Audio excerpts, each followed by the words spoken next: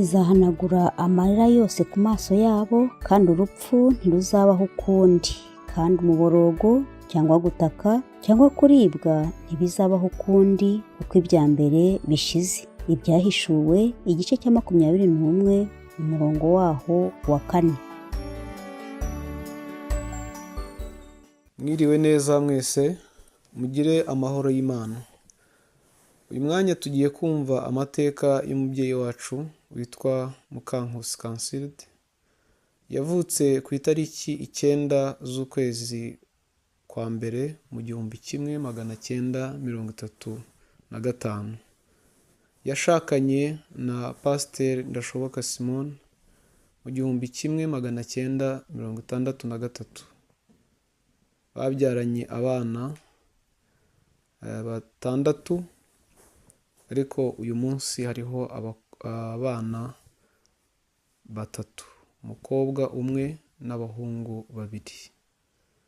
Yasengeraga mu itorero rya ADEPR muri paruwase ya Remera, mu itorero rya Rukurazo. Yatabarutse ku itariki 21 z'ukwezi kwa 4 mu 2025.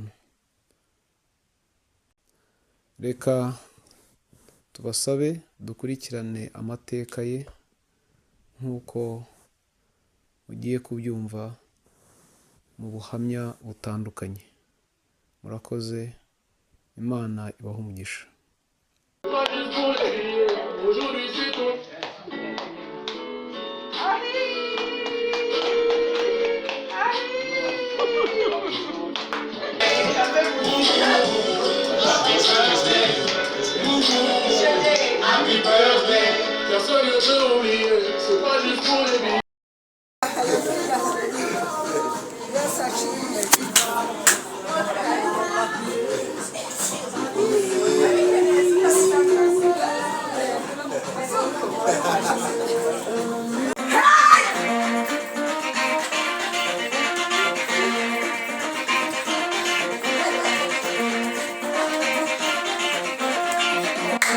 Nitwa Kabera Gaetan.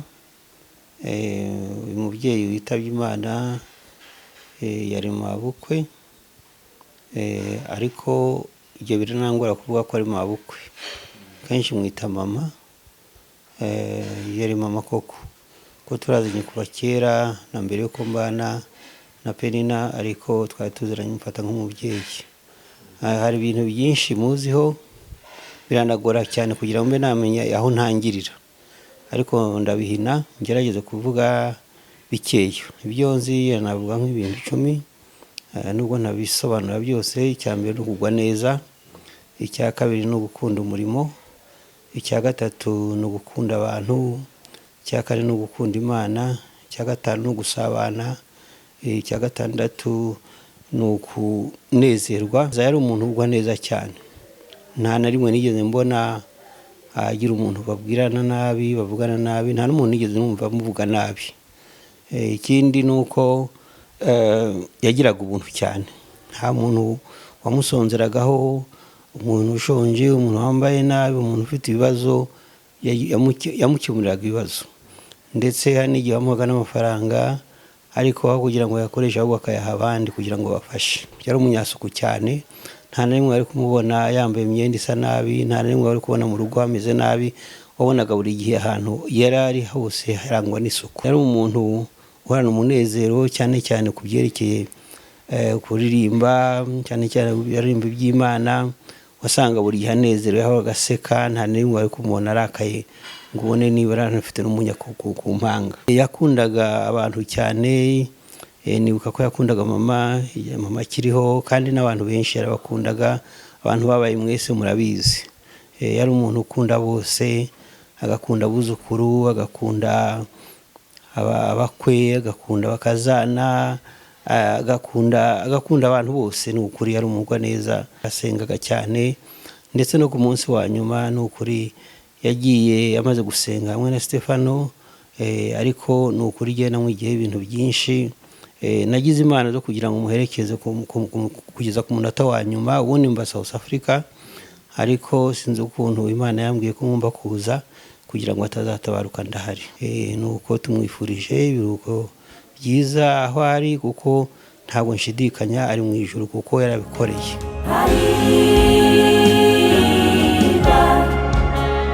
Abapfa bapfira mu mwami, baruhuka imihate yabo,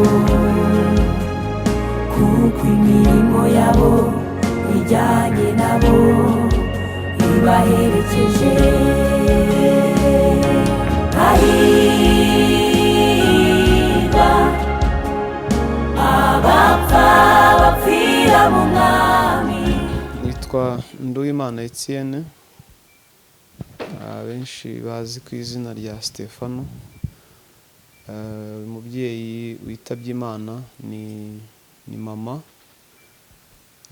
Ndi umwana we wa nyuma, umuhererezi.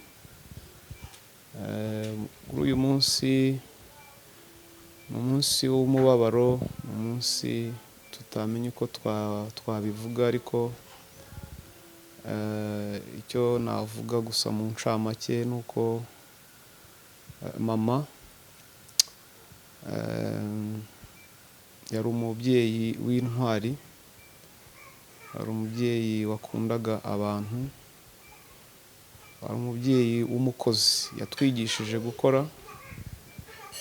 Nicyo tumwibukiraho, tumwibukira ko yatwigishije gusenga, dutoza gukunda Imana, ndetse mu by'ukuri adukundisha kubana n'abantu. Mu rugo iwacu habaga abantu benshi batandukanye, ndetse hari abo twebwe twakuze tuzi ko ari abavandimwe tuvukana, bitewe n'ukuntu bisangaga mu rugo, bitewe n'ukuntu mama yabafataga. Rero yari umubyeyi mwiza w'intangarugero. Yareze imfubyi, yagaburiye abantu bashonje, yakoze ibintu byinshi bitangaje kandi bikomeye. Urugero rwa hafi navuga yakoze kandi mbona ko twamwigiraho nk'abana. Papa yari pasiteri, ariko nibuka ko yagiye akora kugira ngo papa asohoze inshingano ze z'ubushumba, nuko yabigizemo uruhare. Yaramufashaga rero, ukabona ko mu by'ukuri nawe bimworoheye mu ivugabutumwa rye. Abantu benshi b'abavugabutumwa bazaga mu rugo, hari urujya n'uruza, ariko ugasanga bose bameze neza. Rero yari afite ubuhamya bwiza cyane. Ikindi numva navuga ni uko yatwigishije gukora nk'uko nabivuze. Ntago twigeze tuba abanebwe kubera we. Kuva tukiri abana batoya twarakoraga, kuko nibuka ko hari igihe iyo twatindaga kubyuka, yazaga akatumenaho amazi kugira ngo tubyuke tujye gukora. Rero ibyo byose byatumye dukura natwe tukunda gukora, tutari abanebwe, ndetse numva tuzabitoza n'abacu. Rero turamwibuka kandi tuzamukumbura muri byinshi. Nk'umubyeyi, mu minota mikeya ntago wabivuga byose ngo birangize, ariko reka gusa mvugeho mu gihe cye cya nyuma. Mu by'ukuri baratureze, yaba we na papa baratureze, bakora ibishoboka byose. Ariko natwe mu gihe tumaze gukura, tumaze kugira ubuzima, turashima Imana ko ibishoboka byose twarabikoze. Ibyo twagombaga kubakorera byose twarabikoze.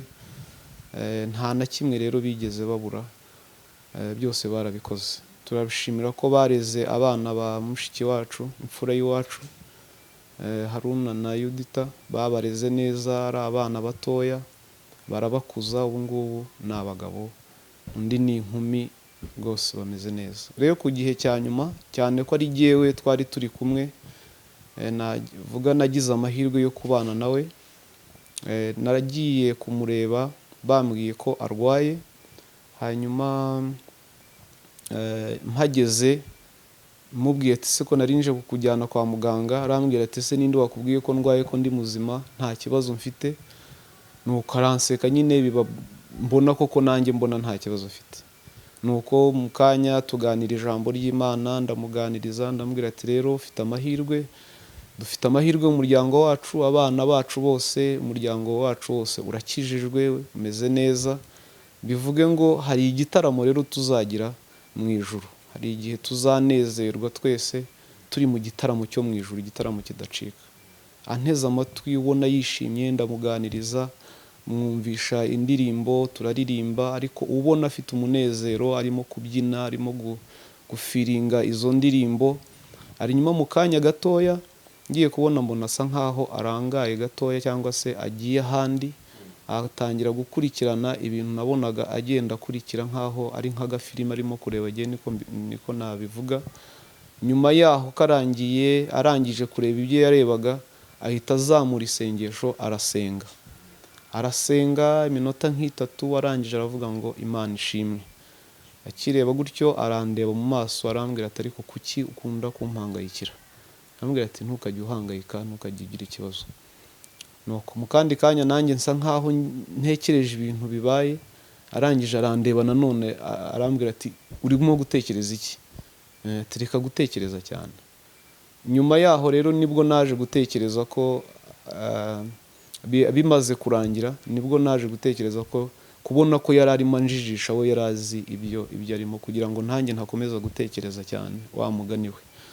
Nyuma yaho rero nibwo naje kumubwira ati rero reka ngende, burije byari bigeze nko mu saa 2:30 saa 3 mpita ndataha. Nyuma y'isaha imwe minota 45 isaha nibwo bampamagaye bambwira ko mukecuru atameze neza, nze mujyane kwa muganga. Naraje, mpageze nsanga umuturanyi witwa Alex bamushyize mu modoka na Papa Gigi, nuko ariko wabonaga bisa nk'ibirangiye, ariko muri make ntagize cyane. Twagiye kwa muganga, twageze kwa muganga byarangiye, dogiteri atubwira ati birarangiye, nimushake morgue. Ngurwo rero urugendo rwa mukecuru, ariko mu by'ukuri Imana yari yaratubwiye ko tuzasanga yasinziriye, kandi iherezo rye, irangiza rye ry'urugendo rizaba ari ryiza. Ngayo nguko rero turashima Imana ko Imana imucyuye, atagoranye, cyangwa se turashima Imana ko imucyuye nk'uko yabiri yareba isabye Imana ngo ataragaraguritse. Turashima Imana ko atashye atagaraguritse nk'uko yari yarabisabye Imana. Ikindi kintu gikomeye navuga, mama cyari kimubabaje cyane. Narakodeshaga, ariko nyuma Imana imaze kumpa aho kuba, imaze kumpa inzu yanjye, byaramunejeje. Nicyo kintu cyamunejeje. Yaravuze ati kuba umwana wanjye abonye aho kuba, no gutaha nshatse nataha. Rero tuzamukumbura, kandi ibyo asize ikifi atushije turabizi ko tuzacyusa. Abana asize tuzabarera, ni Yudita na Haruna, n'ubundi tuzababera ababyeyi nk'uko byari bisanzwe. Ibyo twakoraga n'ubundi tuzabikomeza tubikore, kuko ni abana bacu. Icyo nakwifuriza mama, n'ubundi Imana yamaze kumwakira, namwifuriza iruhuko ridashira. Ndabizi nanjye igitaramo twarimo tuganira, nanjye tuzakibanamo, ndabyizeye. Warateguwe bihagije, uradusezera ntitwabimenya, none birangiye wambutse. Umukoro ukomeye dusigaranye n'uwo gutwarana tukagerayo, tukazabana ku gitondo cy'umuzuko. Nitwa Penina Uwimbabazi, nkaba ndi umukobwa wa 4, ndi umwana wa 4 wa mukecuru. Mama rero ni umubyeyi, ntago namenye uburyo mu by'ukuri musobanura mu gihe gitoya, kuko umuntu twamaranye ubuzima bwanjye bwose, niko nabivuga, kuko naho nshakiye akomeje nyine kuba mu buzima bwanjye, ntago ari ibyoroshye. Ariko muri make muzi nk'umubyeyi wakundaga abantu, nubwo navuze ngo ndi umwana wa 4, ariko mu rugo twakuze turi abana benshi twari tugeze muri 14 gutyo. kandi abenshi nta nubwo nari nzi yuko tutavukana, benshi namenye ko tutavukana ariko bimaze gukura cyane, kuko abana benshi barazaga bakaba mu rugo ugasanga nubwo buzima tubayemo. Yari umuntu rero ufite urukundo, ukunda abana, ukunda abantu bose. Yari umuntu ukunda gusenga cyane, kuko papa yari umupasitori. Ubwo ni ukuvuga ngo we imirimo myinshi yayikoraga ku rusengero.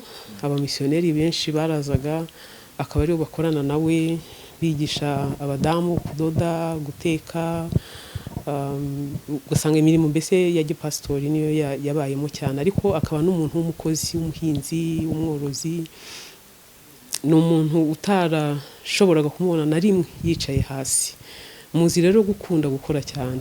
Saa 10 za mu gitondo yabaga yabyutse kandi akaryama bwije, kubera imirimo itandukanye yakoraga y'abashyitsi, n'imirimo yo murima y'inka, ibintu nk'ibyo ngibyo. Akaba rero ari umuntu uretse kuvuga ngo yakundaga abantu, ni wa muntu yagiraga amagambo make, yaraze kuganira neza yitonze, ariko ukabona ari wa muntu udakunda kujya mu biganiro by'abavuga abantu. Ni wa muntu niba mwicaye muganire iby'imirimo igomba gukorwa, imishinga, muganire iby'imirimo w'Imana, ariko kuvuga ngo aricara ngo utangire kuvuga ngo kanaka yakoze ibi, kanaka yakoze ibi. Igihe cyose we yumvaga yuko Yesu ari byose.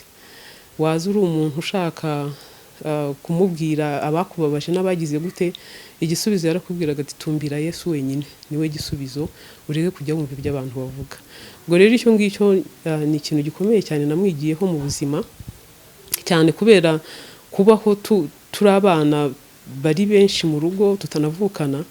Nanjye bisa naho byankukiyeho ko numva nanjye ngomba kuba ndi kumwe n'abantu mu rugo. Yanyigishije urukundo, anyigisha kubana n'abantu, anyigisha gukunda Imana. Ni umurage ukomeye cyane numva yadusigiye, gukunda Imana no gukunda abantu no kubaha abantu bose, kandi ukabafata kimwe, yaba umukene, yaba umukire, yaba umwana, yaba umuntu ukuze, abantu bose umuntu akabafata kimwe. Turamushimira ku rukundo n'uburyo yatureze, umuco yadutoje.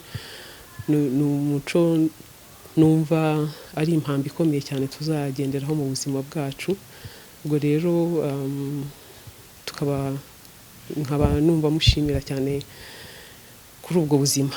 Ndashimira yuko Imana yampaye umubyeyi mwiza, nonka amashereka meza, nibyo mvuga, kandi ntabwo ari ukwirata, kuko nonse amashereka atarimo urwango, amashereka arimo gukunda Imana.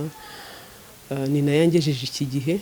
Ubuzima bwanjye kubaho uyu munsi, abantu baganiraga yajyaga babwira yuko jyewe ndi impano ituruka mu masengesho, kuko ni kenshi cyane nagomba kuba narapfuye kuva ndi umwana, ariko agahagarara agasenga, nkabaho, nkongera nkazuka.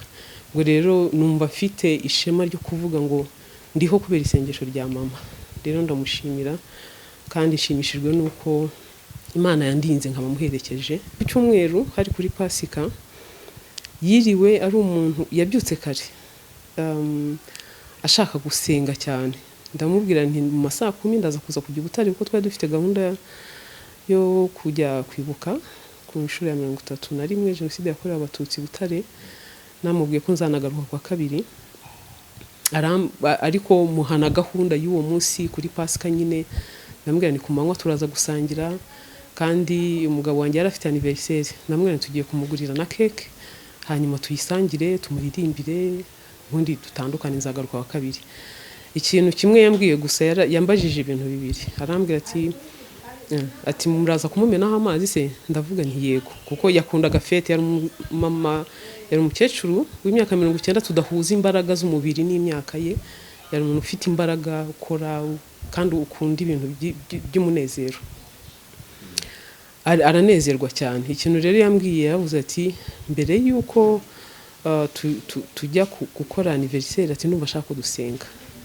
Atubwira ati reka tujye mu nzu twicare dusenge.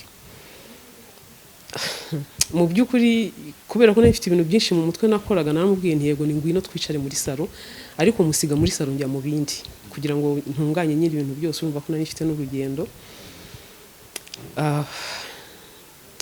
araza aricara abona nyine ko ndi mu tuntu twinshi ariko arakomeza aricara muri sala arantegereza mu minota mikeya n'abandi bantu bari maze kugera ahangaha. Ubwo rero nsigara mpamagara abantu bose ni muze mama yavuze ko dushaka, twamwitaga mwene Nyiringabo, navuga ni muze mwese mwene Nyiringabo arashaka kudusengera, ni muze dusenge, hanyuma nitumara gusenga turye tubone gufata urugendo abagenda. Ubwo rero nabitekerejeho ndavuga nahari iyo dusengana turi babiri hashobora kuba hari ikindi hari isengesho riri special yashaka ko dusenga turi babiri, ariko urumva mu mutwe wanjye nanjye hari harimo ibindi. Ariko nyine abantu baraje aradusengera n'ubundi asenga bisanzwe, ashimira kuri uwo munsi, ashimira ko tugeze kuri uyu munsi. Nuko na keke turayikata, barabyina, turagenda tujya Butare bagomba kugenda nabo barasigara ariko ameze neza. Ninjoro kwa mbere bukeye kwa mbere nko mu saa 11 niho bampamagaye, mvugana nawe numva nta kibazo afite, na nijoro saa 3 turongera turavugana. Musaza wanjye bari kumwe nanone arampamagara turavugana nta kibazo afite. Ubwo rero nyuma y'amasaha 2 niho yagiye, mu by'ukuri yagiye tutavuga ngo yararwaye cyangwa hari ikibazo. Nabyo turabishimiramo Imana kuko ntabwo yarwaye ngo agaragurike, ntabwo navuga ngo mama yaranduhije ngo tujye mu bitaro tugire gute. Yari umubyeyi uhora afite umunezero igihe cyose. Urupfu rwa mama ntabwo ari ikintu cyamutunguye, natwe ntabwo byadutunguye cyane kuko hari hashize imyaka 2 wenyine anyibwiriye ko arimo gutegura urugendo rwe. Twajyaga tubigira brag kuko najyaga mubwira ni name kontra yasinyanye n'urupfu, nyisome nimara kuyisobanukirwa nanjye nitegure. Akambwira toya ati nta kontra nigeze nkorana n'urupfu, ati kontra mfite nyifitanye na Yesu. Ubwo rero we akavuga ko ngo we yaravuga ngo ni marayika Gabriel waje ngo amwambika impeta, hanyuma ngo aramubwira ati nzagaruka kugutwara, ati kandi ninza ni ibanga ryanjye nawe, nta wundi muntu uzabimenya, bazasigara bibaza ibyo ari byo. Uyu mwaka rero tujya kuwutangira, uyu mwaka wa 2025 kuko kera ngo hari wari wigeze kumubwira ngo azageza muri 2025, ari umukecuru udafite akabando ukomeye. Ubwo rero uyu mwaka wugezemo atera haleluya nyinshi, ashimira Imana mu ijambo yavugaga ati giye umwaka wanjye mugezemo, ati uyu mwaka niyo ngomba gutahamo. Igihe cyose rero nkamubwira ariko nagusabye kontra wasinye yo gupfa ni yihe, ati giye mfitanye kontra na Yesu, ati kandi yambwiye ko ari ibanga, ati ntago mugomba kubimenya. Ubwo rero urumva ni nako byagenze, yagiye mu ibanga nyine, ni ibanga rye n'uwo muntu waje akamwambika impeta. Nta muntu wabisobanukiwe, twashidutse agiye kandi twaze tuganira.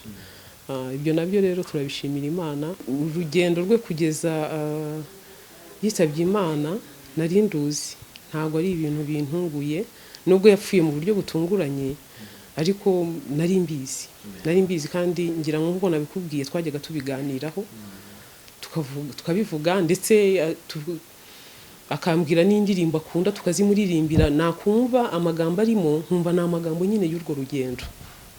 Ku buryo kuba rero ntatunguwe, kuba nzi ahantu ari, kuba nzi ko nanjye ngomba kwitegura kugira ngo nzabeyo, ntago ibyo byonyine birankomeje kandi rwose numva nkomeye kandi nshimiye Imana cyane. Yaratureze twese turakura, araturera, yaturereye n'abana, abankurikira. Kuba nari umwana wa 4 byabaye ngombwa yuko ari jye usigara ndi mukuru, kuko abakuru kuri jewe bitabye Imana.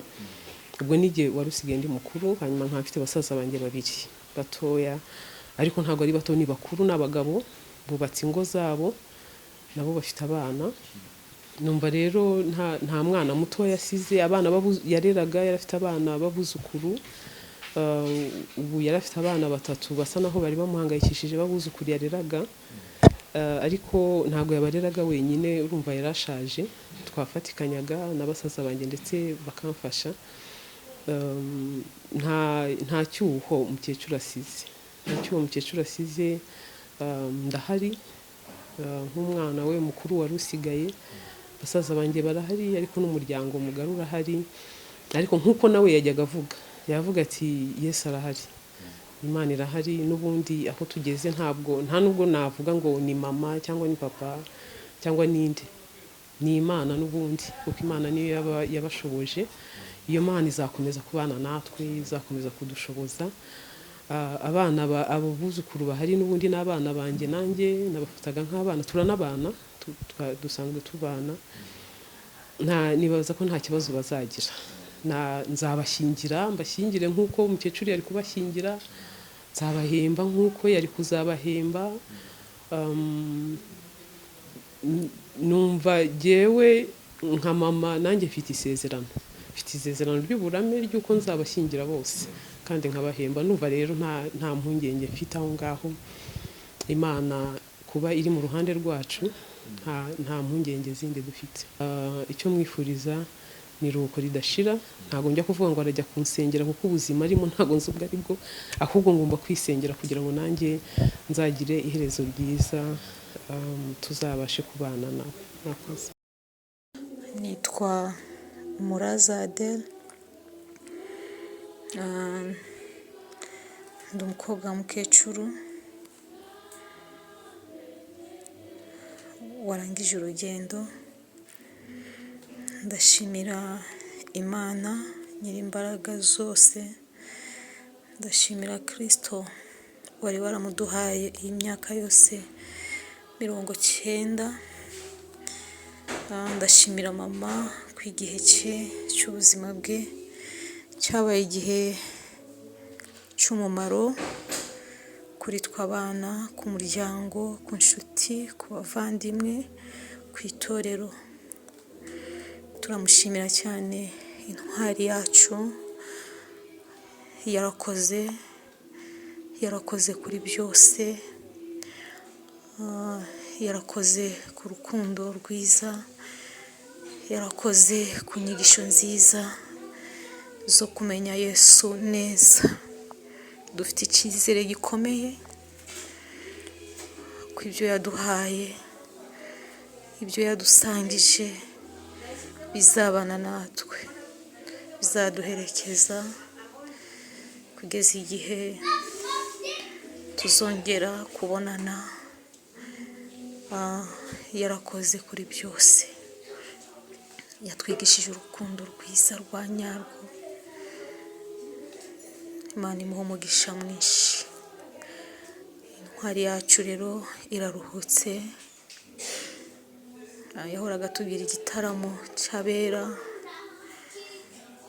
Ubushize twasuye Espoir, yarambwiye ngo ntago azagaruka nikure kwa Espoir. Ndamubwira nti Espoir azongera abyare ugaruke kumuhemba.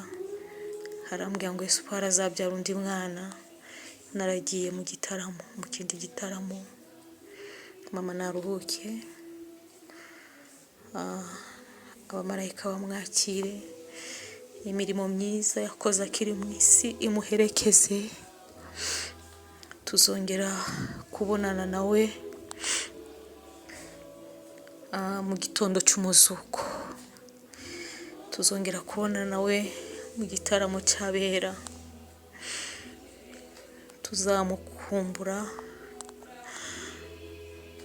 Tuzamukumbura, ariko turashimira Kristo ko aho yamujyanye ari heza kandi araruhutse. Aruhukire mu mahoro, naho mu gitondo cy'umuzuko.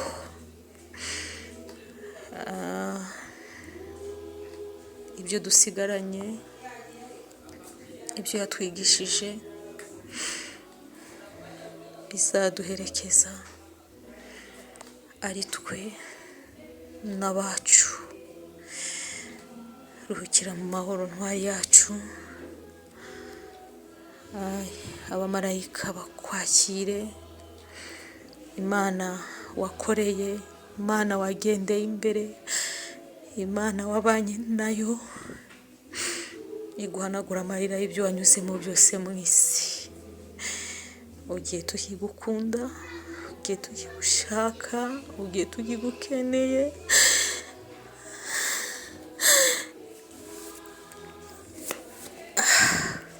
Ku Mana yabera, tuzongera guhurira mu gitaramo. Uruhuka amahoro, warakoze kuri byose. Naitwa Tito Simon, ni mtoto wa 4 kuzaliwa na huyu mama. Huyu mama ni mama yangu mzazi. Nilizaliwa mwaka 1975 katika familia mzee Simon.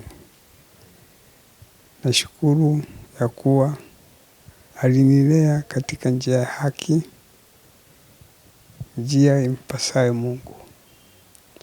Katika maongeo yake na mazingira yake aliyotulea kama watoto wake, alitulea kumjua Mungu, alitulea kumwamini Mungu na kumuomba, na kabla hajaondoka aliniambia nisilie, nisihuzunike.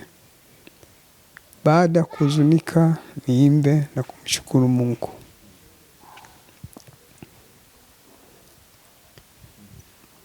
Kwa kweli ni mazingira ninayoshukuru Mungu aliyotulea. Wengine wanapopewa uhuru na urithi ambao haumpendezi Mungu, wengine wanapewa hilizi, wengine wanapewa vitu ambavyo havina thamani mbele za Mungu. Yeye alitupa upendo wa kumjua Mungu, sheria ya Mungu, ili kwa baadaye tuje kuwa na urithi kutoka kwa Mungu. Hayo maneno niliyazingatia na mpaka sasa ninayazingatia. Kwa maana alitupa upendo kama waraka wa Yohana 4:7 inavyosema, ndugu zangu na tupendane kwa maana upendo watoka kwa Mungu.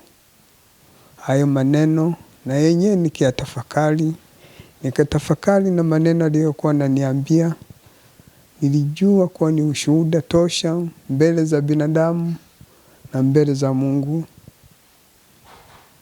Ndugu zangu na tupendane kwa maana upendo watoka kwa Mungu. Mtu yeyote asiyempenda nduguye, huyo sio wa Mungu, bali huyo ameumbwa na Ibilisi. Kwa maana sisi ni waja wa Mungu daima na daima, iwe leo, iwe kesho, iwe siku zijazo, sisi ni watu wa Mungu. Na inabidi tuwe mbele za Mungu tukiomba, tukiimba, tukimsifu, kwa maana ipo siku parapanda itakapolia, wafu watafufuka, walioko wa Yesu watapaa kwenda mbinguni. Wale ambao hakumjua Yesu, hao watakuwa shetani, ndio wataambatana siku ile na mwovu shetani katika tanuru la moto. Ndugu zangu, tuliobaki na waliotuzunguka, tuzidi kumheshimu Mungu. Mungu ndiye njia ya kweli, aliyetupasa ili tuijue haki ya Mungu na sheria ya Mungu. Ndugu zangu, tuliobaki, tuliozaliwa na huyu mama, tuliobaki, tuzidi kumwomba Mungu. Kwa maana ametupa fundisho la kumjua Mungu, ametupa risala ya kumjua Mungu.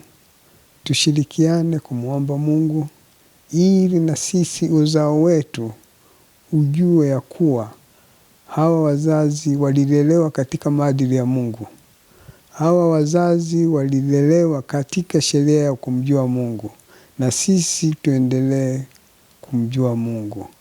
Ibrahimu ni uzao wetu katika enzi zile za zamani.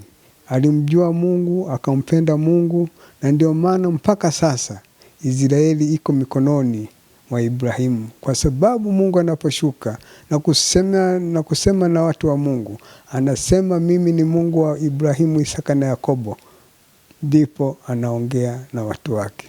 Ndugu zangu, tuzidi kumjua Mungu, tuzidi kumwomba Mungu, Hilo ndio agizo aliyoniachia, ya kuwa tumjue Mungu na tumheshimu Mungu na tupende majirani.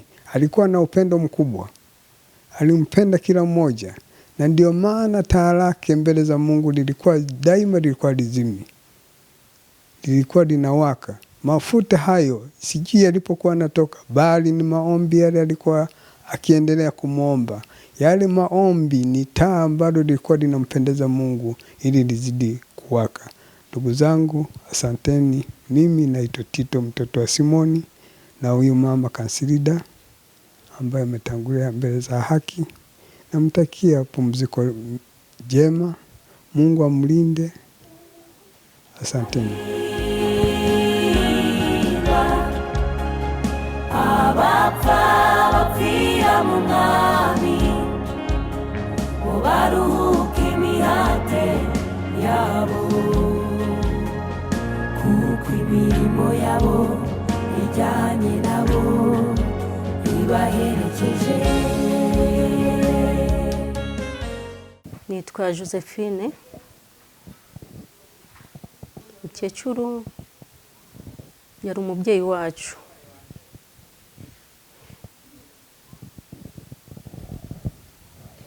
Mukecuru namuvugaho byinshi, ariko biragoye ko kuri uyu munsi biragoye ko umuntu yavuga byose uko bingana. Muri make, mukecuru uko twabanye yatubereye umubyeyi mwiza. Imyaka twabashe kubana nawe yatubereye umubyeyi ugira urukundo rwinshi, utugira inama. Igihe cyose yarangwaga n'urukundo, guseka, kutugira inama, tubwira gusenga cyane, gusenga, kwizera Imana. Yari umuntu Kristo w'intangarugero. Ntabwo nigeze mubona igihe cyose twamaranye, kuko twabanye umunsi ku wundi.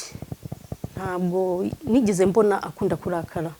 Yarangwaga no kwishima igihe cyose, yakubona agaseka, yakubona uje akagusekera akakubwira Imana iguhe umugisha. Yakundaga kugira amasaha yo kumva ijambo. Icyo kintu tuzakimwibukiraho, tukimukumburiremo. Yagiraga amasaha yo kumva ijambo ry'Imana muri Radio Mucyo, akaba atakwemera ko umutinza. Icyo kintu cyambere urugero muri jyewe, ni isomo rikomeye. Ubuzima tubayemo tugomba wa mugani guhora twibuka Imana. Icyo kintu ndakimushimira kandi nzahora nkimwibukiraho. Niyitaga ko uri umushitsi, mwabaga muri kuganira mu kanya akakubwira ngiye kumva ijambo ry'Imana, akaba aragiye akumva ijambo, yarangiza akagaruka mukaganira. Icyo kintu nzakimukumburira.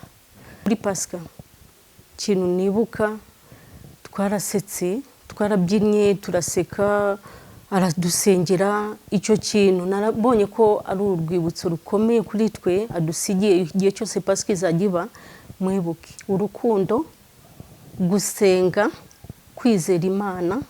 Yakundaga kwizera, yatwigishaga kwizera no mu bidashoboka. Akakubwira ngo, wamubwira ngo ndarwaye, urasenga, urizera, yego, okay, bwira Imana. Wamubwira ngo mfite ikibazo runaka, akakubwira Imana ni byose. Kandi koko twagiye tubibona muri byinshi yagiye bibaho. Muri we yarwara agasenga, akavuga ngo yizeye Imana ko ari ishobora byose, azakira. Kandi koko agakira. Ibintu byose muri we nta cyamuteraga ubwoba, yewe habe n'urupfu. Yahoraga yumva ko anytime Imana imuhamagaye ari tayari kuyitaba. Icyo kintu mu by'ukuri Imana yaramwakiriye. Imana imuruhuko rudashira, tuzahora tumukumbura. Adusigiye icyuho gikomeye, tuzamukumbura. Tubuze umubyeyi, Imana imutuza heza mu ijuru. Twanshimiyimana Samuel, ndi papa ni Kazimiri. Hanyuma mukecuru yarambereye nka mama, yari umubyeyi wanjye kandi cyane. Hanyuma namumenye mfite nk'imyaka ine cyangwa 3 5 gutyo. Nyuma y'uko ava mu buhungiro cyane namumenye ko yagiye ahita agenda gushakisha umubyeyi wanjye ariwe papa Kazimiri.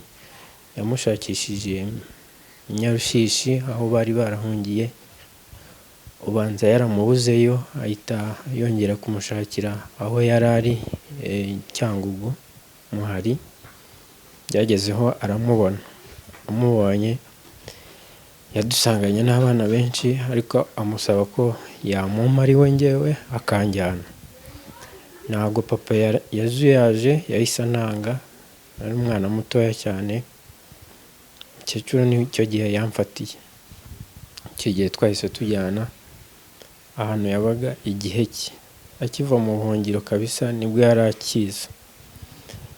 Icyo gihe ndabyibuka neza, yaramfataga akanyicaza mu ibase akanyoza, yankoreye icyo umubyeyi agomba gukorera umwana we. Ubu tuvugana nta mama nzi, ariko we yamfashe nk'umwana we ndetse yarananyonkeje kugira ngo anyereke iby'ububyeyi, kwa kundi umubyeyi yonsa umwana we amufesinga face kugira ngo ankurunire ubumuntu, cyangwa se kwa kundi ankurunire kugira ngo nze nk'abandi bana. Nari umwana mutoya nkajya hariya nkigunga, ariko akabimbuza, mbese yanshyize mu murongo w'abana nk'umubyeyi. Rero ndabimushimira cyane, yambereye byose, yambereye umubyeyi ntabasha kugira ikintu navuga. Yambereye mama, yambereye papa. Ubu tuvugana namufataga nka mama wanjye. Twabaye aho ngaho rero, igihe kiragera ansubiza kwa papa. Ngiye kumusura, nagiye kumusura, papa arumirwa, nari maze gukura, and then tukamusura tugasubirayo. Papa ikintu yarambwiye ngo uriya ni mama wawe. Nanjye nta kindi nakoze, ni ukumufata nka mama wanjye, kandi koko byari iby'ukuri, yaramfashije cyane. Rero hari ubuzima nari mbayemo, ariko mukecuru yampinduriye ubuzima. Ahangaha ndi ni mukecuru. Urwego ngezeho cyangwa no kuba ndi umuntu yampaye ubumuntu niwe mbikesha. Igihe cyarageze rero, umukobwa we nawe araza, ariwe mama wa Haruna na Judith, ariko nawe ntago yamaze igihe, nawe yahise apfa. Judith yari mutoya cyane na Haruna yari muto, ubwo twari abana batatu batoya cyane rwose. Mukecuru atwitaho, ubwo no kuvuga ngo ngiye nahise ncuka, and then tangiye kuturera ngewe, Haruna na Judith. Judith yari mutoya cyane, amezi makeya. Rero yakoze iby'ubutwari, ni umubyeyi kandi akunda abantu, akunda n'umuryango we.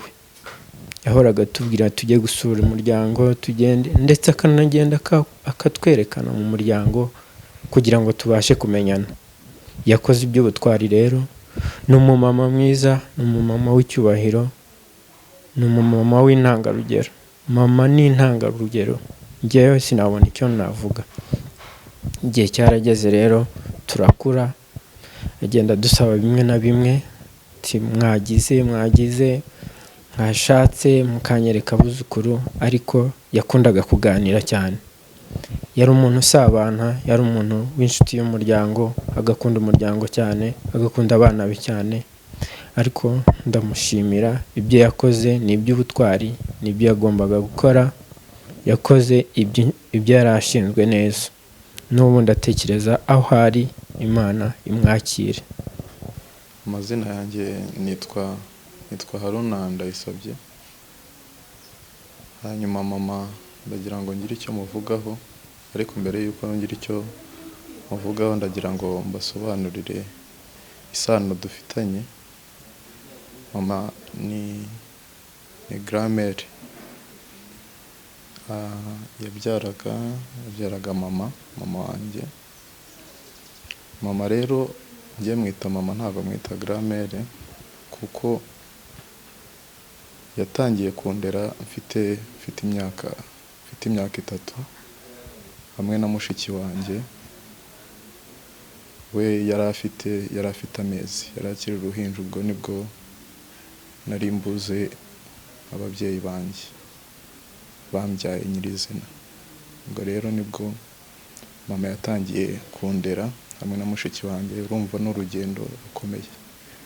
Yarandeze rero ngera ubu ngubu aho ngeze, twaratangiranye, yampaye uburere yaranyigishije, yanyigishije gusenga Imana, yaransengeye, yarandwaniye mu buzima, andwanira mu buzima bukomeye hamwe na mushiki wanjye ntabera afite ryo konka. Hanyuma urumva we n'umwana uri aho ngaho atunzwe n'icyayi, baza umwana w'uruhinja kuba yarakuriye mu buzima nk'ubwo, nanjye ku mwana w'imyaka 3 ngakura mu buzima nk'ubwo, urumva yakoze ibintu bikomeye cyane. Ntago namenya icyo namuvugaho, gusa ibyo yifuzaga yahoraga asengaga Imana yuko tugomba gukura, kuko nawe yatureze mu mateka atubwira yuko nta cyizere, atazi yuko tuzabaho, yumvaga yuko tutazakura ngo tube abo tugeze cyangwa tugere kuri runo rwego tugezeho. Mama ni byinshi avuze mu buzima bwacu. Yambwiye guca bugufi, kubaha umuntu uwo ari we wese. Ikindi cya kabiri ni ugusenga Imana cyane, yantoje umuco wo gusenga Imana. Ikindi cya gatatu ni ugukora, ngakora nshaka gutera imbere.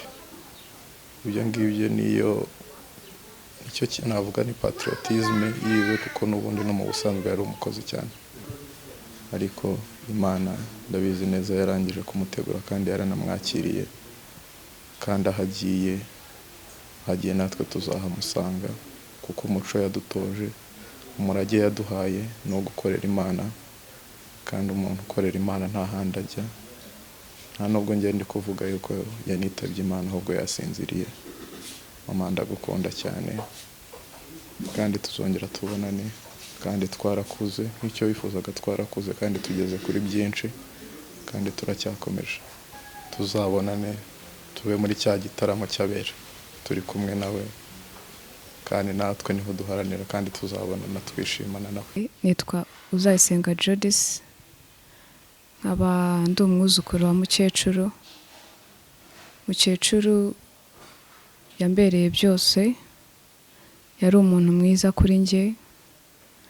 Twabanye mu buzima kuva ndi umwana kugeza ubu ngubu, niwe nzi cyane. Twagiye tubana mu buzima bugiye butandukanye. Mukecuru rero yari umuntu mwiza ku bantu bose, yari umunyarugwiro, yagiraga urukundo, yakundaga abantu cyane, agakunda abuzukuru be cyane. Ndumva mu buzukuru be ari njye mfura mu buzukuru be mu bakobwa. Yari umubyeyi mwiza cyane. Nyogokuru yari umubyeyi w'intangarugero ku bantu bose, atwitaho nk'abuzukuru biwe. Yakundaga kutugira inama, akatubwira ati mujye musenga Imana yari iya mbere muri we. So grani wanjye yari umuntu mwiza w'imfura cyane, unkunda, especially to me. Yari umuntu mwiza cyane, yangiraga inama. Nzakumbura ibihe byiza nagiranye nawe, nzakumbura keya nyinshi yagiye ampa mu gihe narwaye, akansanga akambwira ngo ihangane, komera, ntabwo uri wenyine, turi kumwe. Ibyo bihe nzabikumbura cyane. Yanavaga ku ishuri nkamara 1 week ahangaha, then nkajya kumusura aho yari ari na muzehe ataratabaruka nawe, ngasanga bateretse imineke, bakampa imineke nkarya ngahaga. Muri make nta kintu naburaga ndi kumwe na nyogokuru. Yari umuntu mwiza cyane w'intangarugero kuri njyewe. Yarankeyaringaga cyane, akampa keya cyane, kugeza n'ubu ngana gutya yari akimpangayikira, yanganirizaga ibintu byinshi, akajya mu mateka akambwira mbere uko yari abayeho, ibya kera ukuntu byari bimeze n'ubu ngubu, ariko akambwira uti mwana wanjye ugomba kubaha Imana, ugomba kubaha Imana, ati ikindi kandi ukamenya kubana neza n'abantu, abantu nibo ba mbere, ukagira inshuti ukabana neza n'abantu, ati ikindi kandi ukarushaho gusenga. Ngize umugisha wo kumureba bwa nyuma, namubwira ibyiza byinshi yagiye adukorera ko twanyuzwe nabyo, aho yadukuye naho tugeze ubu ntacyo tumushinja kandi nta n'icyo dushinja Imana, yakoze ibintu bizima mu gihe cye kandi byiza by'agaciro. Ndabizi neza ko aho ari abamarayika baramutaramiye, abamarayika barishimana nawe, bararirimbana nawe, barizihiza ibirori byiza by'uko bamwakiriye.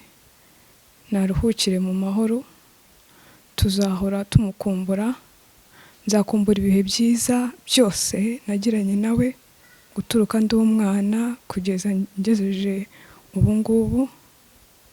Warakoze Granny, warakoze kunyitaho, wita no kubuzukuru bawe bose muri rusange, especially me. Amazina yanjye nitwa Rudatinya Rachel. Uyu mubyeyi witabye Imana yari mabukwe. Mama twamenyanye muri 2011 nibwo ninjiye muri uru rugo.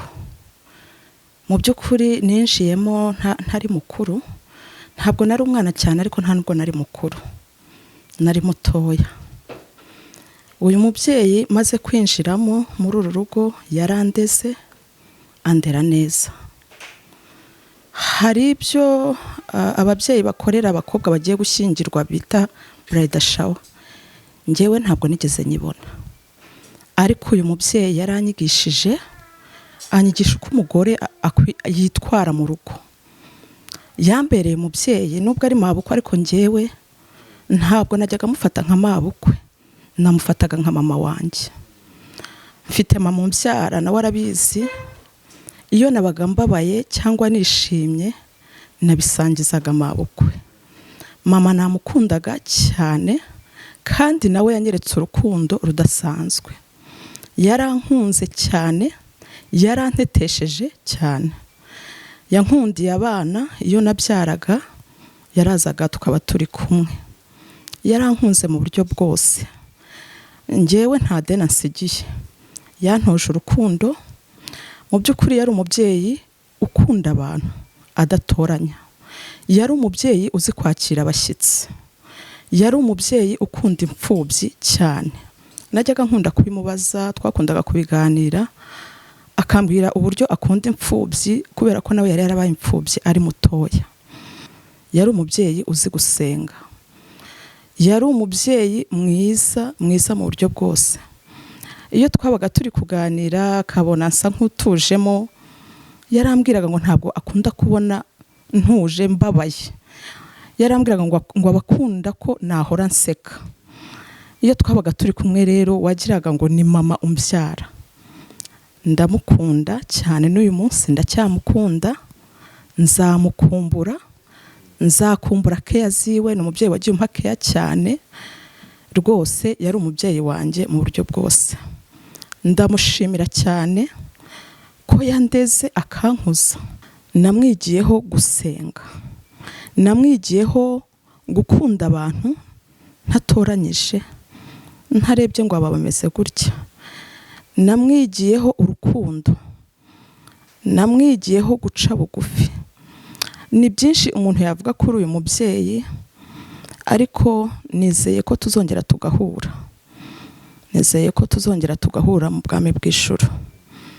Icyo namusabira nanjye, ndamusabira umuzuko w'abera. Musabira uruhuko ridashira, aho ari akomeze agubwe neza.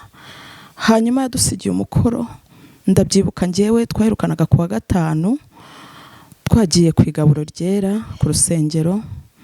Hanyuma dutashye turamutahana, ndamuherekeza mugeza mu rugo.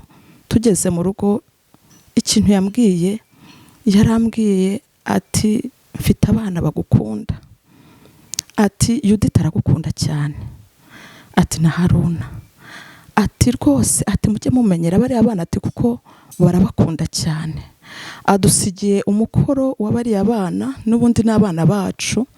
Ndagira ngo nkomeze cyane Yudita, nkomeze na Haruna, mbizeza yuko n'ubundi ntibaheranywe n'agahinda kuko natwe turahari ku bwabo, turi ababyeyi rwose, tuzakora ibishoboka byose ngo bazakomeze babeho neza kandi bishimye. Murakoze cyane, Mukecuru tumwifurije muzuko wabera. Yedusingi ikamba ryawe imirimo myiza wakoze, naho mu gitondo cy'umuzuko tuzabona n'abazaba bamesheje. Uragiye banyita Mukampabuka Julienne, nkaba ndi umuvandimwe w'uyu mukecuru, ndi murumuna we, ba mama bava indimwe kwa se na nyina. Nyina yari imfura kwa iwabo na mama akaba umuhererezi. Uyu mukecuru rero yarankunze, mu miryango yose yankundaga, akanyitaho nanjye nkamukunda.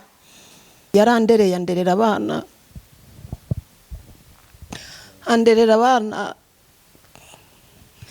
abana banjye baramukunda nawe arabakunda. Ntabwo twanganyaga imyaka, niwe wari mukuru iwacu, ariko yarambaniye cyane. Namwigiyeho gukunda Imana, yakundaga Imana cyane, yavugaga Imana cyane. Mbese aho twicaye aho ngaho narazaga nkamara nk'icyumweru cyangwa 2 cyangwa 3 ndetse n'ukwezi nkakumara, turyamana turarana. Ariko akambwira ati shaho, ati nukuri, ati mujye mukunda Imana, mujye musenga Imana, kandi nabo mwabyaye mubatoze gusenga, mubatoze Imana. Ati mubatoze urukundo, ati urukundo nirwo rwangombwa mu bavandimwe no mu nshuti no mu miryango. Ati urukundo nirwo ruri imbere, ati mujye mukundana, mubane musabane. Ku cyumweru ejo bundi yabwiye umuntu arampamagara ati ndamushaka, ndamukeneye.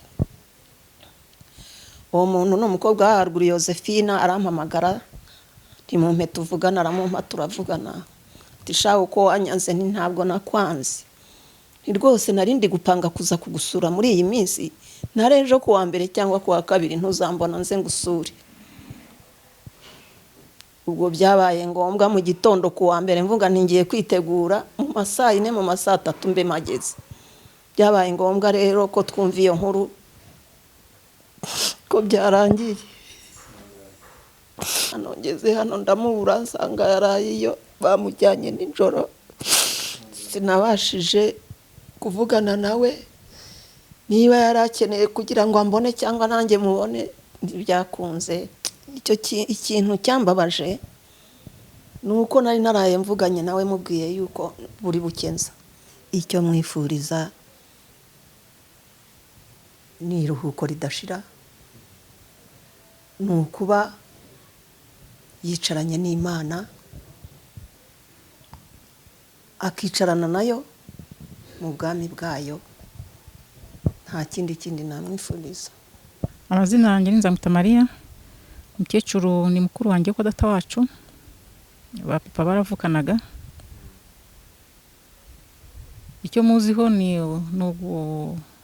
gukunda Imana, yasengaga cyane, agakunda umurimo agishoboye. Ngewe twabanye igihe kirekire, imyaka 30 irenga mu buhunzi, tuba mu nkambi imwe. Mukecuru yambereye mukuru wanjye kuko yari umujyanama wanjye. icyo nashakaga cyose kumubwira, icyo numvaga ikimbabaje, ikinshimishije narabimubwiraga kandi akangira inama. Umukecuru ikindi namwigiyeho nuko yari umuntu uzi gukora cyane kandi ibintu bye byose akabikora mu isuku nyinshi, akagira umwete. Umukecuru ubwa nyuma bamuzanye ahangaha nanjye nahereye ko ndwara ndagenda, ariko maze koroherwa ndaza ngaruka mu rugo. Umukecuru nkaza dupanga gahunda ko mu gitondo ntazaza kumufata kuko mugoroba saa 11 nkaza mufata tugakorana siporo, kandi yamugiriye akamaro. Akambwira ko yakoze siporo aryama neza akagubwa neza. Umukecuru nzamwibukira kuri byinshi. Hari ugukunda abantu, hari ukwitanga, hari ugusenga, kuko buri gihe cyose yajyaga ambwira ngo ikintu cyose jya wiragiza Imana. Hari ugukunda umurimo, kuko umukecuru nzi ko yari umukozi pe. Sinzi ko hari n'undi washobora gukora nk'ibyo umukecuru yakoze. Agira iruhuko ridashira. Misiyo irarangiye kuri iyi si, hababaje twebwe, ariko hari inzi ko azakomeza dusengere n'ubundi yadusengeraga. Yewe izina ryanjye ni Isidori Kayumba. Isano dufitanye nuko ari umugore wacu n'umugore wa murumuna wanjye. Ubundi imibereho yacu kuva muri 59 yagiye iba mu buryo butunguranye, kubera yuko tutakomeje kubaho twavukiye cyangwa se twakuriye. Twarazerereye tujya mu bindi bihugu. Kwa Simoni rero twahuriye muri Tanzania, twese tuvuye i Kongo.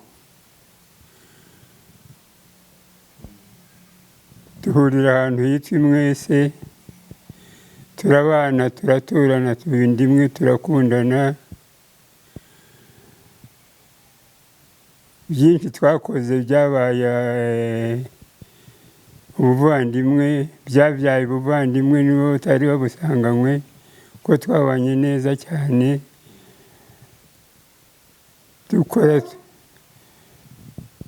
ibidutunga twese turi hamwe, dufashanya mu biruhije cyangwa se ibyago tugafatanya. Turaza tugera ino, tubana uko twabanye muri Tanzania. Duturana ku buryo bamwe batuye mu mujyi, abandi batura muri za Kibungo, abandi batura muri za Bugesera, mu Mutara, ku Gisenyi, Ruhengeri, Cyangugu. Tugenda twasubira nk'uko twahavuye.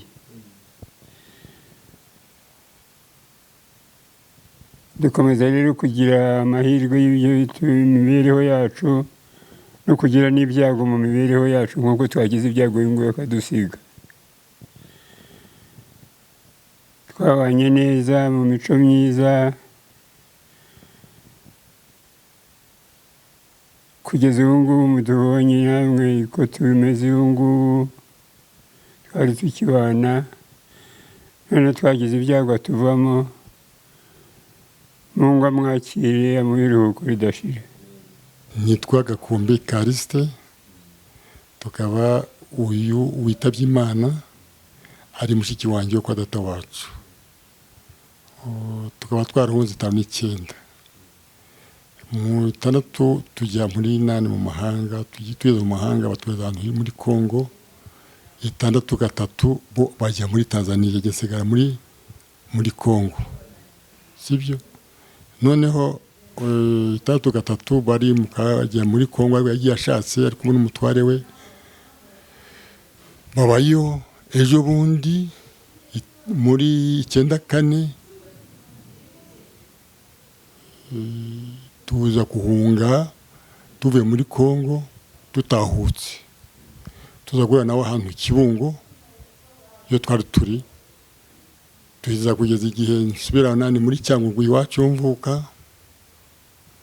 ndahaba muri 98 98 nabaza kugeza igihe avuye ngiye za Kibungo araza nawe ajya kurenda ku isaba ari kubona umutware we aho bita Igiheke nabo tuza gushakana asanga nani ntuye ku mudugudu wa witawe n'icyenda nyine mu mpunzi zazihungutse zivuye muri Kongo turakomezanya tubana nawe turasurana urumva ko nawe mu muryango wiwe nawe wari warashize n'ababyeyi baruko nanjye aruko none mubonye numva ndanezerewe nawe aranezerwa turabana kugeza amagingo yangaya yari umuntu muzima yari umubyeyi w'ababyeyi namubonagamo nk'umubyeyi wanje ejo bundi kuri 16 z'ukwa gatatu hari ku cyumweru baje mu rugo iwanjye baje kwizihiza manifeste yanjye y'imyaka 80 nanjye nzamwishimamo n'umwana nyine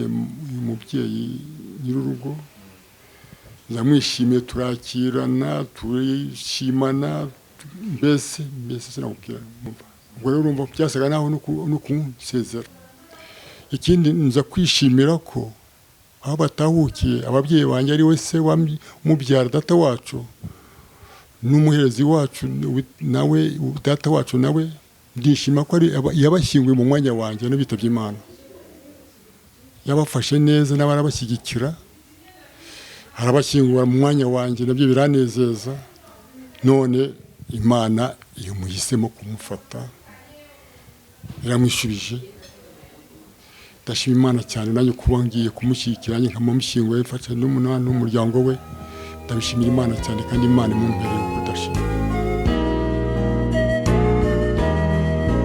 mu gihugu cy'ibyiza hari umurwa wera uzahora witeka nta joro rihaba n'amarira azabayo nta rupfu cyangwa ibihe bibabayo kuko ntabwo bwira n'amarira azabayo nta rupfu cyangwa ibihe.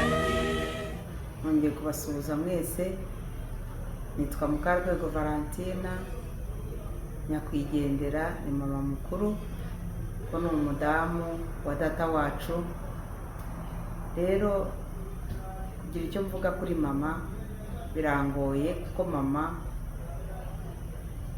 twamaranye igihe kitari kinini cyane kuko njye namumenye ndi mukuru babaye muri Tanzania kubera amateka twese tuzi igihugu cyacu natwe tuba mu Rwanda ariko mu gihe nabonye mama yari umumama w'intwari yari umumama ugira urukundo yari umumama ugira impuhwe nyinshi yari umumama ukunda abantu bose agakunda gusenga agakunda abantu iyo wageragayo mama ntiwashoboraga kuva mu rugo atakwakiriye ngewe rero by'umwihariko iyo yambonaga yagiraga akarima k'igikoni nahitaga njya gusoroma intoryi zo guhekenya ubwo mama akansoromera tuganira duseka yarangiza akanyakira akansengera mbese sinabona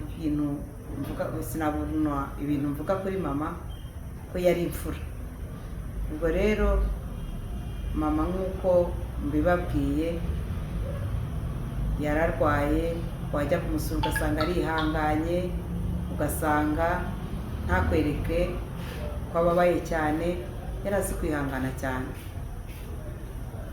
reka ndekera aho ngaho ni byinshi navuga kuri mama murakoze Imana muri rugo ridashira nitwa Mugengangabo Masasu ariko izina ryanjye ryo mu bwana nitwa Faustin ngewe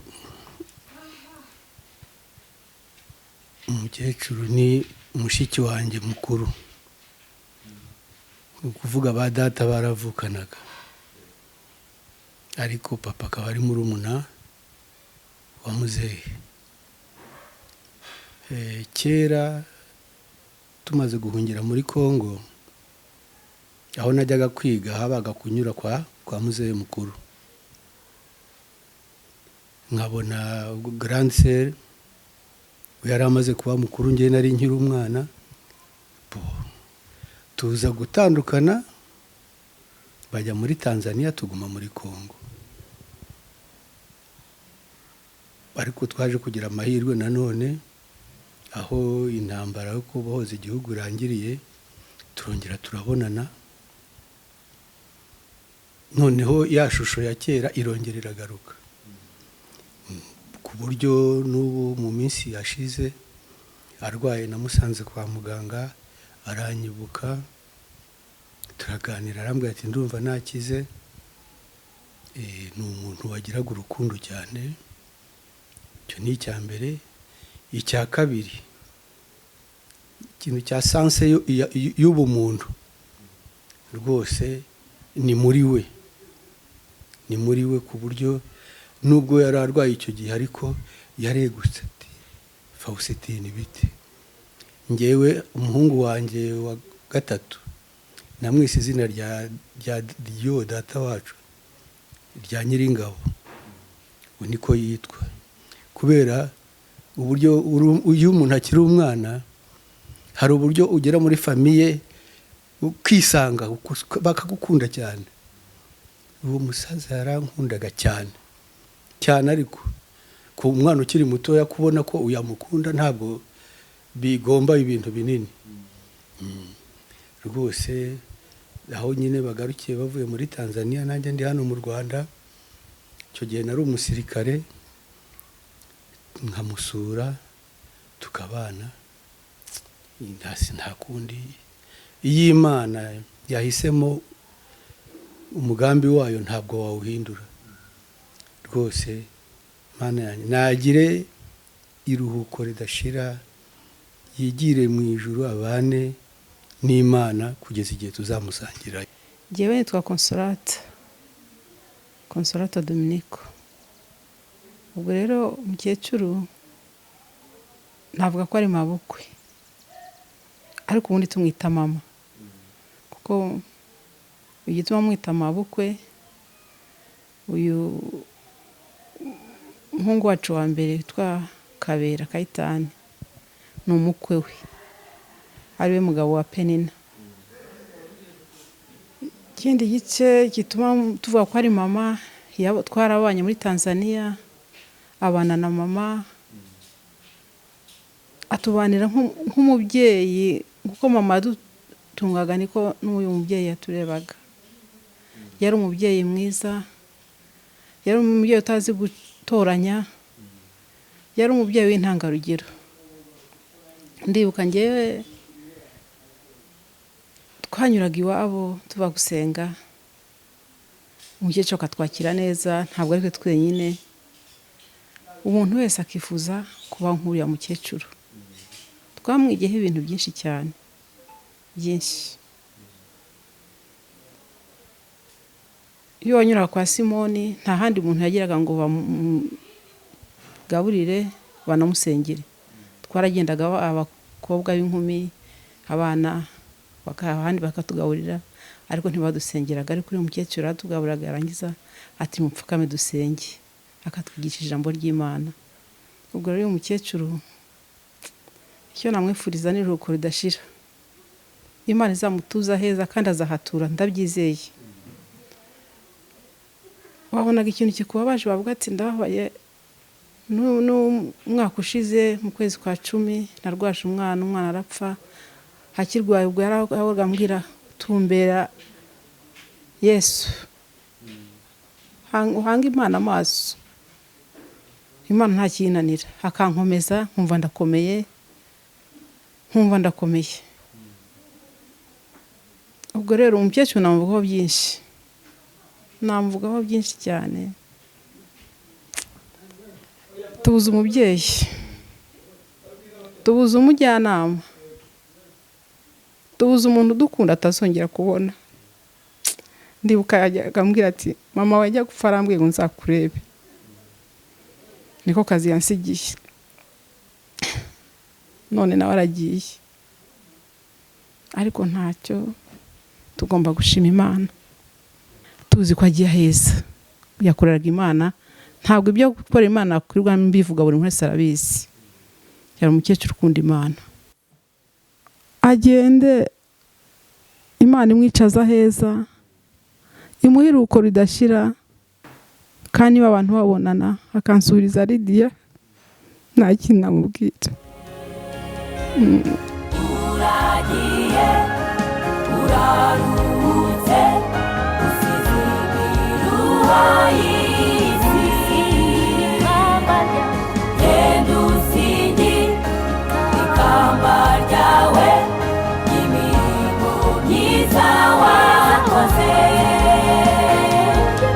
naho mu gito cy'umuzuko ungabera bazaba banesheje. Nitwa Ibambeme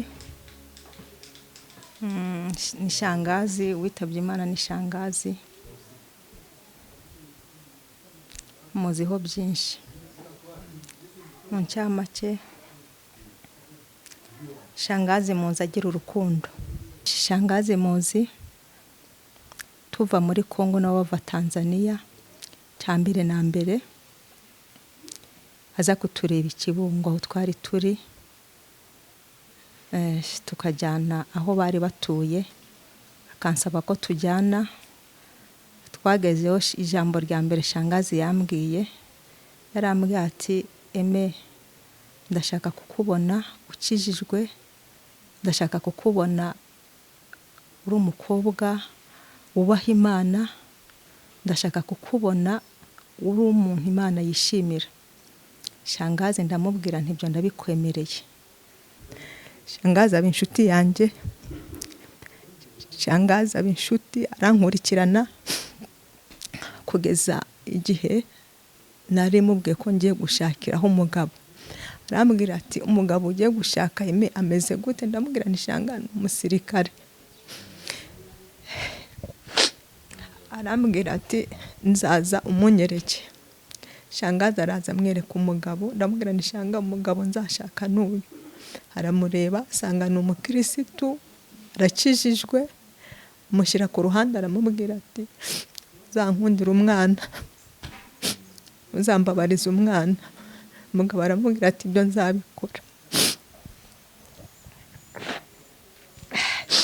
aramubwira ati ibyo nzabikora rwose shangazi anshyira ku ruhande arambwira ati Eme ubonye umugabo ukijijwe najyaga nsaba Imana ko itazaguha umugabo uzakurusha utazakugora ati nganiriye n'umugabo we sanze umugabo warakijijwe ndamubwira nti nanjye nabibonye gutyo arishima cyane arambwira ati nongeye kwishima Eme hashira igihe gito dukora ubukwe mu gukora ubukwe kwa kundi basohora umugeni shangazi aravuga ati mumpe umwanya mbanze mvugane n'abana shangazi asanga mu cyumba aranganiriza ambwira kubaha umugabo ambwira gusengera urugo arambwira ati ntabwo urugo rukomera kubera amasengesho ati nanjye ngiye kuguheka nzajya ngusengera arambwira ati Eme umugabo uzamwubahe ntuzasuzugura umugabo ndamubwira ni shanga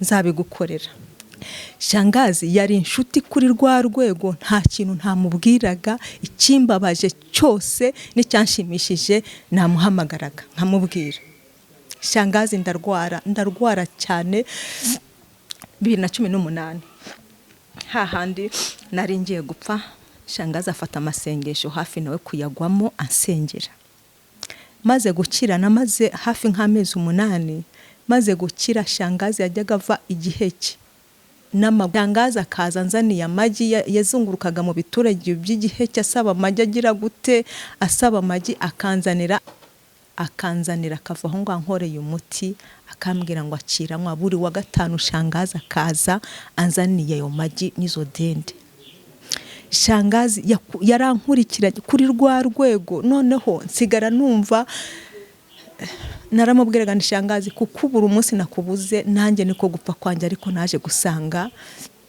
nta bantu bajyana shangazi nari mfitanye nawe gahunda ku itariki ya mbere twavuganye ku cyumweru mubwira ko nzaza tukirirwana. Shangazi impano yiwe ni muri garderobe, nari ndateganyirize kuzazana kuri uriya munsi.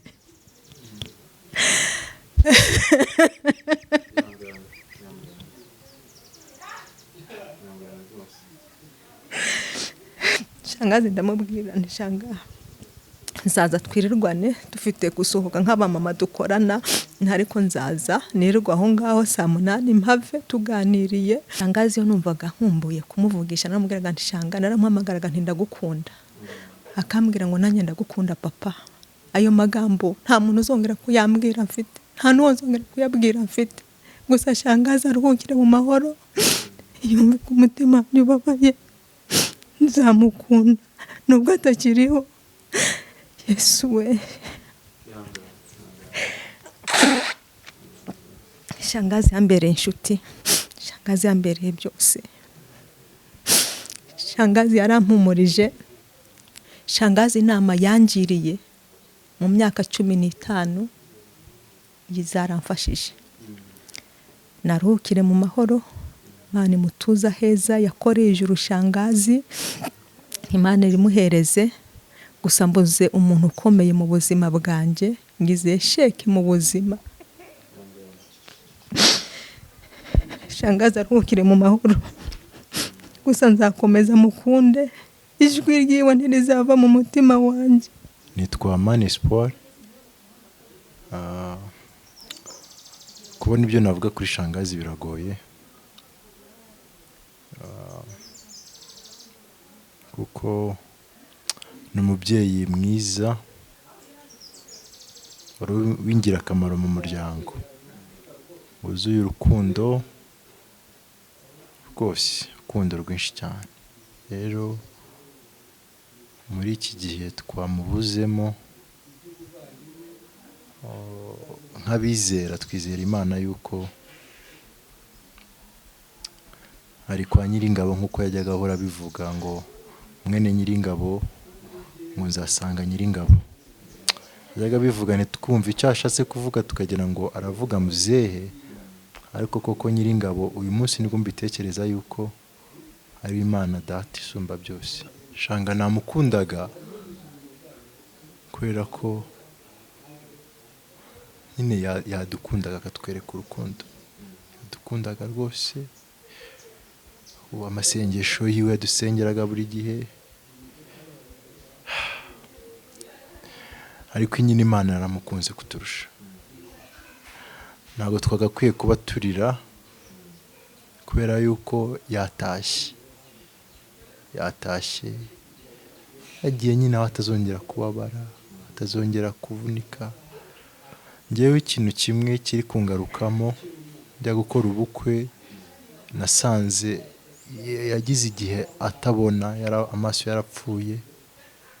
Nje kumureba, nibwo bwari ubwa mbere nje kureba shanga ntansengere. Uwo munsi nagiye mfite agahinda kenshi n'umubabaro, ariko nyuma yaje gukira, amaso arabona. Shimye Imana yuko atashye byibuze abonye umwana wanjye. Shanga yaradusezeye ntitwabimenya, kuko muri iki gihe rwose yaradusuye ahantu hose hashoboka, yarahageze. Shimira na Binamu kuko yaramufashije gusezera, kuko iyo tuza kugira ubwenge twari kumenya icyo Shanga ari gukora. Adusigiye gukunda Imana. Umuntu wese amucaga imbere yaramubwira ngo ujye ukunda Imana, nta kindi. Uwo murage nakifuje ko twese tuwukomeza, dukunda Imana. Shanga yakoreye ubuzima bwe bwose kugeza ku munota wa nyuma. Rero Imana imutuza heza, icyo namubwira nuko mukunda, amukunda kandi nzahora mukunda. Shanga gusa ne adusigiye icyuho gikomeye. Mwakoze. Bwana Yesu asifiwe. Kwa jina naitwa Festo Luis Matayo. Napenda kumzungumzia bibi. Ni bibi yetu, ni mke wa anko, ni mama yake, ambao pia mke wangu ni kama mama yetu, pia ametulea kwa upande mkubwa. Na zaidi ningeenda tu moja kwa moja kwa bibi. Bibi kwa kweli ni mtu ambaye ana upendo sana, mara nyingi tumemzoea tukija hapa na utani mwingi, anatupokea vizuri mpaka siku tunaondoka kwenda Tanzania. Kwa kifupi tunaishi Tanzania na mara nyingi alikuwa akipenda kutujulia hali. Anaweza kuongea chochote anachokitaka, tunaongea vizuri. Ana upendo sana. Kwa kweli tumepoteza mtu ambaye ni mtu wa karibu, na pia ametufundisha vitu vingi kuhusiana na upendo. Upendo wake ni kwa kweli ni mzuri. Pia na alimwachia hata anti upendo, ni mtu ambaye anajali watu. Kwa kweli kifo chake kidogo kinatusikitisha kwa upande mwingine. Kwa kweli tumepoteza mtu. Bibi ni mtu ambaye alikuwa na upendo sana. Upenda sana. Alikuwa akiona, hata kama haupo atamuulizia mtu kama umekuja labda umekimbia mara moja kutoka Tanzania. Ukifika hapa lazima atakuuliza habari za watoto, habari za kila mtu atakuuliza. Kwa kweli ni mtu ambaye ni special sana. Tumepoteza mtu special. Ila kikubwa tuzidi kumuombea. Mungu ampokee. Na sisi pia binafsi tutazidi kumuombea kama familia. Ila yote ya yote Mungu amependa zaidi. Mimi ni yangu ni hayo. Mungu ampokee. Amina. Muryango wa Simoni, turagira ngo tubabwire ngo mukomere kandi mwihangane. Twese twihangane. Twabuze umubyeyi w'imfura, umubyeyi wacu twese watugiraga inama, wadusuraga, waduhozaga ku mutima. Muryango mwiza, aho tumenyeye inkuru twarababaye, kuko mukecuru mu myaka yose yaramaze, twari tumaranye nk'imyaka 30 irenga tumumenye. Kubera ko amateka y'iki gihugu cyacu ntabwo yatumye tumumenya.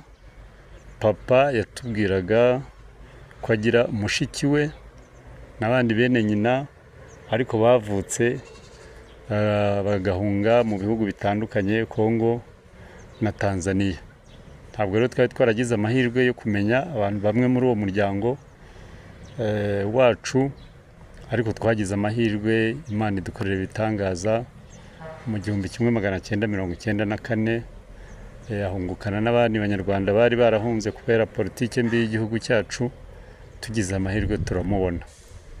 Twamuvanyeho byinshi muri iki gihe tumaranye. Yatwibukije umubyeyi papa ari we musaza we Mushongore Laurenti. Barutanaga mu myaka igera nko kuri 14, kubera ko papa yari yaravutse mu 1921. Hanyuma rero mukecuru ku makuru dufite barutanyaga mu myaka 14. Mukecuru we banza yaravutse mu 1935 eka mu kwezi kwa mbere ku itariki 9. Nshuti rero muryango mwiza, hari ikintu gikomeye twavanye kuri mukecuru. Mukecuru yari umuntu udashobora n'umunsi n'umwe kurara atamenya amakuru yacu. Atamenya amakuru yacu buri gihe agahora abariza amakuru yacu. Igihe tubonaniye ugasanga arakubwira amakuru yo mu muryango kandi utarigeze ujya no kuyamubwira. Tubereye umubyeyi mwiza. Nge rero ndashimira Imana ko ku itariki 16 z'ukwezi kwa gatatu twagiranye urugendo rwiza. Namusuye turaganira, ariko yumva bidaciriye aho ngaho, asaba ko twajyana no gusura umusaza wo kwa se wabo Mzee Calixte. Nawe icyo gihe wari wagize imyaka 80. Turajyana ngira ngo nshimire mubyara wanjye Penine washoboye kudufasha muri urwo rugendo. Turagenda tugirana ibihe byiza, tuvayo mukecuru yishimye kandi tunagendana yarakomeye. Natunguwe rero no kumva inkuru y'akababaro muri iki cyumweru numva ko mukecuru yitabye Imana. Cyaratubabaje, nta kindi twabikoraho. Imana yamuhanze, yamuremye, iramwisubije.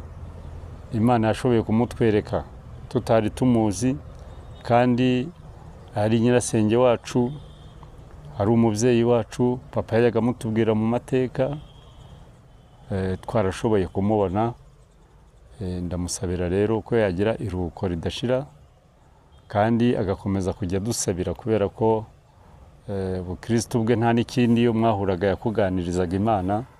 Numva rero urugendo atangiye, ndizera ko ari urugendo rwiza kurusha urundi rugendo yabayemo, kubera ko buriya atangiye ubuzima bushyashya kandi bwiza kuri we. Numva rero umuryango wo kwa Simoni n'inshuti n'abandi bavandimwe dukomeze twihangane, tumusabire kugira ngo dusabire, ariko natwe twisabira kuko turi muri iyi si. Umukomere rero, dukomezanye, kandi Imana imuhe iruhuko ridashira. Urukundo yaturaze, urukundo yatuzanagamo buri gihe, rutwereka ko dufite isano rikomeye, ko tugomba guhorana nawe. Urwo rukundo ntabwo ruzigera rucuya hagati y'umuryango wo kwa Mushongore n'umuryango wo kwa Simoni muri urugo rwa Masenge. Imana twese twihanganishe, kandi ubuzima buri imbere Imana ibudutegurire bizatubere. Ikamba ry'ubugingo, umugeni aratashye.